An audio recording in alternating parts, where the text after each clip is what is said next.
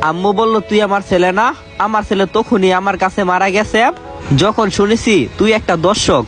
আমার সামনে কখনো আসিস না, সবাই চলেন। আর অফিসার ওকে নিয়ে যান, আর এমন শাস্তি দেবেন যাতে যতদিন বেঁচে থাকে কোনো মেয়ের দিকে খারাপ নজরে তাকানোর সাহস না করে। এটা শুনে রাসেল বলে উঠে, জজ সাহেবা, আজকে আইনের কালো কাপড়ে আপনার চোখ বাঁধা আছে, যে কারণে আজকে নিজের ছেলেকেই চিনতে পারছেন না। কিন্তু একদিন সত্যটা জানতে পারবেন, যেদিন আপনার চোখ থেকে কালো কাপড়টা সরে যাবে। কিন্তু আফসোস, সেদিন হয়তো আমাকে আর পাবেন না।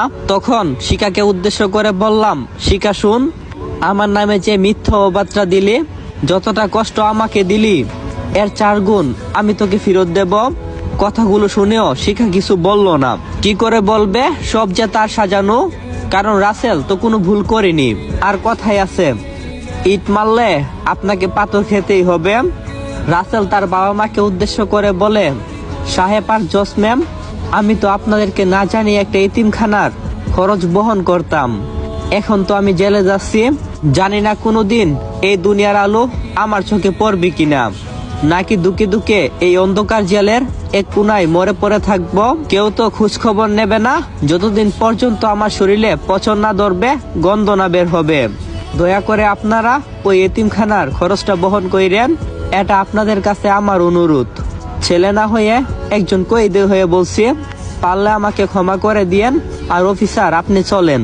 চোখ মুছতে মুছতে বের হয়ে গেল রাসেল পুলিশের সাথে। তার আর কথা বলার শান্তি নেই, সবার চোখেই পানি, কেউ যেন ভালো নেই। রাসেলের আব্বু বলল, রাসেলের আম্মু, ওর শেষ ইচ্ছাটা কিন্তু আমাদের কি পূরণ করা উচিত?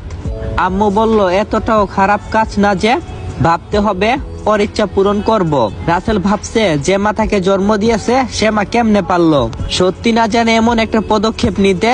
আমি শুনছি মায়েরা নাকি ছেলেদের মুখ দেখেই তার মনের কথা বলে দিতে পারে, তাহলে আম্মু কেন পারলো না সত্যটা সবার সামনে তুলে ধরতে?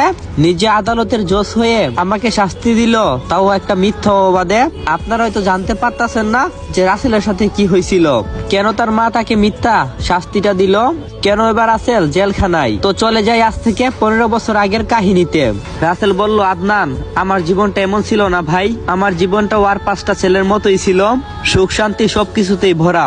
এমন কোন আবদার নাই যে বাবা মা পূরণ করে নাই। তাহলে শুন, দিনটা ছিল 2019 সাল 20 ফেব্রুয়ারি শনিবার। আমি আরামে ঘুমিয়ে আছি, চারপাশে কি হচ্ছে না কি হচ্ছে সেটা আমার কোনো খেয়াল নেই। আম্মু বলল, এই ছেলেকে নিয়ে আমি আর পারি না, কত করে বলি সকালে ঘুম থেকে উঠার চেষ্টা করো, কিন্তু কে কার কথা শুনে। আজকে ওর কলেজের প্রথম দিন, তাও এমন করে ঘুমাচ্ছে। নবাব হয়েছে।